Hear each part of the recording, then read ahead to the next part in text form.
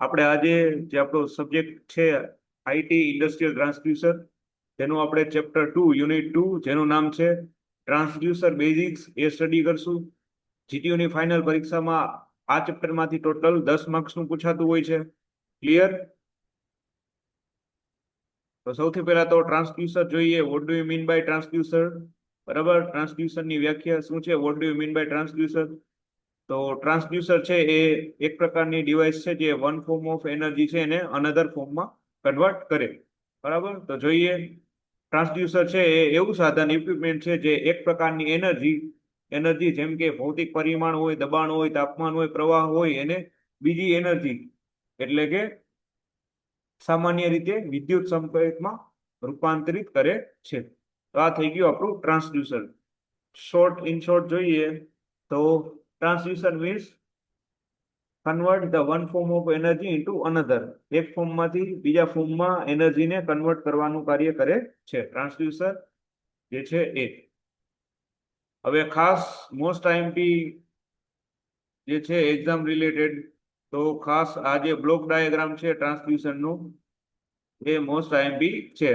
જીટીયુની final એક્ઝામમાં 3 અથવા તો 4 માર્ક્સમાં પૂછાતું હોય છે. ખાસ યાદ રાખી લેજો, બ્લોક ડાયાગ્રામ ઓફ ટ્રાન્સડ્યુસર. બરાબર, ખાસ યાદ રાખી લેજો, જે બ્લોક ડાયાગ્રામ છે ટ્રાન્સડ્યુસરનું મોસ્ટ આઈએમપી ટોપિક છે જે જીટીયુની ફાઇનલ એક્ઝામ પરીક્ષામાં જે છે 3 થી 4 માર્ક્સમાં પૂછાતું હોય. Explain the block diagram of transducer and જે બધા જે છે એલિમેન્ટ એને સ્ટેપ બાય સ્ટેપ સમજાવવાના હોય છે. તો આ એનું જે છે બ્લોક ડાયાગ્રામ છે. આપણે સરળ જ એકદમ બ્લોક ડાયાગ્રામ ડ્રો કરવાનો, જેમાં જોઈએ ફર્સ્ટ બ્લોક છે ઇનપુટ છે જેમાં ફિઝિકલ ક્વોન્ટિટી હોય છે. પછી બીજો જે છે સેન્સિંગ એલિમેન્ટ છે બીજો બ્લોક. થર્ડ જે છે એ ટ્રાન્સડ્યુસિંગ એલિમેન્ટ છે. પછી સિગ્નલ કન્ડિશનિંગ આપેલું છે અને અહીંયા આઉટપુટ સિગ્નલ આપેલું છે જે ઇલેક્ટ્રિક સિગ્નલ ના સ્વરૂપમાં હોય છે. અહીં ફિઝિકલ ક્વોન્ટિટી આપી, બરાબર, આપણે વ્યાખ્યામાં જોયું એ મુજબ જ કે એક ક્વોન્ટિટીમાંથી બીજી ક્વોન્ટિટીમાં જે કન્વર્ટ કરે એને આપણે ટ્રાન્સડ્યુસર. બરાબર, તો અહીંયાથી આપણે ફિઝિકલ ક્વોન્ટિટી આપી હોય તો એને આપણને આઉટપુટમાં જે છે સિગ્નલ સ્વરૂપે આઉટપુટ મળતું હોય છે. તો સૌથી પહેલું તો ઇનપુટ છે, તો ઇનપુટમાં આપણે કોઈ પણ ફિઝિકલ ક્વોન્ટિટી આપીશું. એ ફિઝિકલ ક્વોન્ટિટી છે એ અહીંયા સેન્સિંગ એલિમેન્ટમાં સેન્સ થશે અને પછી ટ્રાન્સડ્યુસિંગ એલિમેન્ટ એને ટ્રાન્સડ્યુસિંગ કરીને સિગ્નલ કન્ડિશનિંગમાં ફેરવાશે. સિગ્નલ કન્ડિશન છે એને ઇલેક્ટ્રિક સિગ્નલ સ્વરૂપમાં આપણને ફાઇનલ આઉટપુટ આપશે. ક્લિયર? એકદમ સિમ્પલ છે block diagram of transducer. Okay, તો ખાસ most IMP for GTU exam. Okay, block diagram of transducer. બરાબર, first input, second sensing element, third transducing element, fourth signal conditioning and fifth જે છે output એટલે કે electrical signal. તો આ થઈ ગયું આપણો block diagram of transducer. Okay, હવે સ્ટેપ બાય સ્ટેપ એક એક બ્લોક સમજતા જઈએ. તો ફર્સ્ટ છે એ ફિઝિકલ ક્વોન્ટિટી. તો એ શું થઈ શકે? તો એ જે છે એ પરિણામ આપે છે જેને આપણે માપવું હોય. બરાબર, તો ઉદાહરણ તરીકે આપણે અહીંયાથી પ્રેશર એટલે કે દબાણ, ટેમ્પરેચર એટલે કે તાપમાન, પ્રકાશ, બરાબર, બળ વગેરે વગેરે જેવું જે છે એ આપણે અહીંયા ફિઝિકલ ક્વોન્ટિટી એટલે ઇનપુટ તરીકે આપણે લઈ શકીએ. બરાબર, કે જેનું આપણે પરિણામ માપવાનું હોય, બરાબર, કન્વર્ટ કરવાનું હોય. તો એ ખાસ અહીંયા ફિઝિકલ ક્વોન્ટિટી તરીકે આપણે દબાણ, તાપમાન, પ્રકાશ અથવા તો બળ આપી શકીએ. હવે અહીંયા બીજો જે બ્લોક હતો એના વિશે જોઈ લઈએ, સેન્સિંગ એલિમેન્ટ. તો આ જે છે સીધું ભૌતિક પરિમાણ સાથે સંપર્ક કરે છે. આપણે જે દબાણ, તાપમાન કે ફોર્સ જે બળ આપ્યું હોય એની સાથે સીધું જ એ સંપર્કમાં કોન્ટેક્ટમાં આવે છે. હવે આ જે છે એ પરિણામને ઓળખીને તેને પ્રારંભિક સંકેતમાં બદલે છે.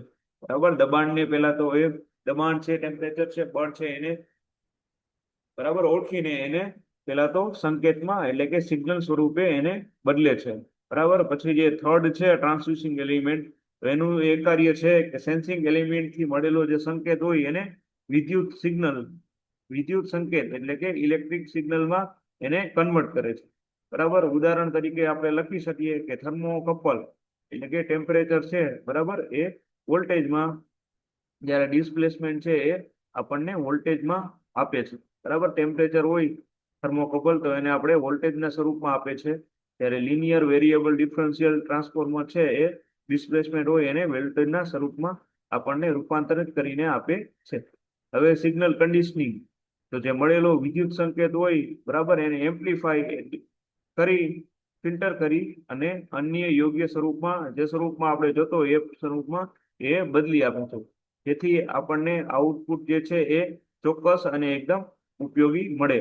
હવે આઉટપુટ સિગ્નલ જોઈએ તો છેલ્લે એટલે કે અંતે આપણને આપણે જે મેઝર કરી શકાય તેવો ઇલેક્ટ્રિકલ સિગ્નલ મળે છે, જેને આપણે મીટર્સ અથવા ડિસ્પ્લે કે કંટ્રોલ સિસ્ટમમાં ઉપયોગ કરી શકાય, બરાબર. સરળ શબ્દોમાં કહીએ તો અહીંયાથી ઇનપુટ આપીએ, એ ઇનપુટ સેન્સ કરશે, સેન્સ કરીને એને કન્વર્ટ કરશે, કન્વર્ટ કરીને મોડિફાઈ કરી અને આઉટપુટ આપણને મળશે.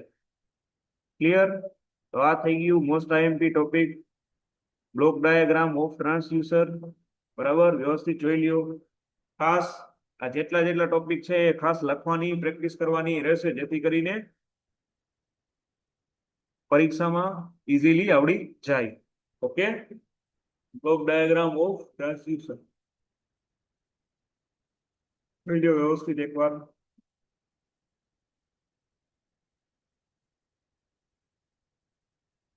સૌથી પહેલા તો આપણે ઇનપુટમાં ફિઝિકલ ક્વોન્ટિટી આપશું. ફિઝિકલ ક્વોન્ટિટીમાં આપણે જોયું એમ દબાણ, તાપમાન, બળ કોઈ પણ હોઈ શકે, જે છે સેન્સિંગ એલિમેન્ટમાં જશે, સેન્સ કરીને ટ્રાન્સડ્યુસિંગ એલિમેન્ટ આપશે, એ ટ્રાન્સડ્યુસિંગ એલિમેન્ટ એને જે છે સિગ્નલ કન્ડિશનર એટલે સિગ્નલમાં રૂપાંતરિત કરશે, અને સિગ્નલ કન્ડિશનિંગ છે એને ઇલેક્ટ્રિકલ સિગ્નલ જે આપણે આઉટપુટ જોતું હોય એમાં કન્વર્ટ કરશે. ક્લિયર?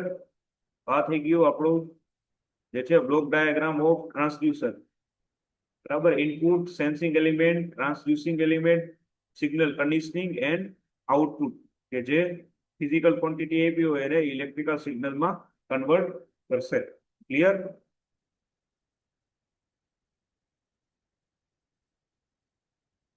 નેક્સ્ટ ટોપિક જોઈએ તો ટ્રાન્સડ્યુસર નું ક્લાસિફિકેશન.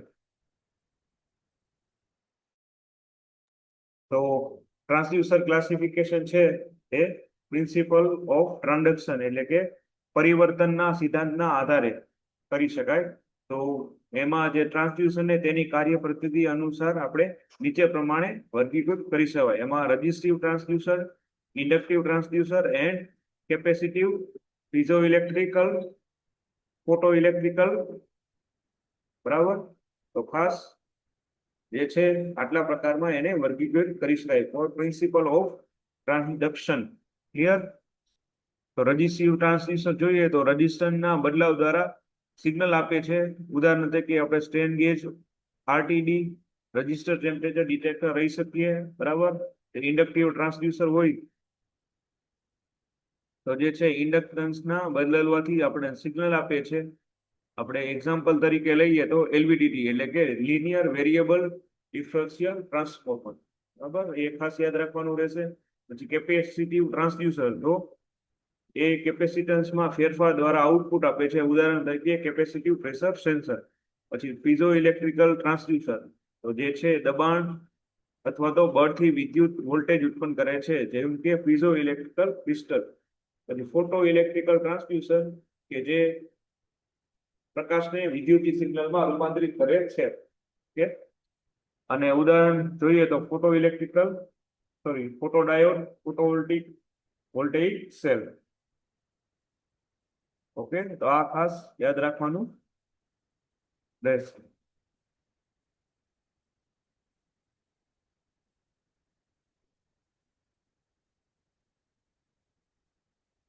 ઓકે, આજના લેક્ચરમાં આટલું રાખીએ. નેક્સ્ટ લેક્ચરમાં આપણે વધુ ટોપિક સ્ટડી કરશું.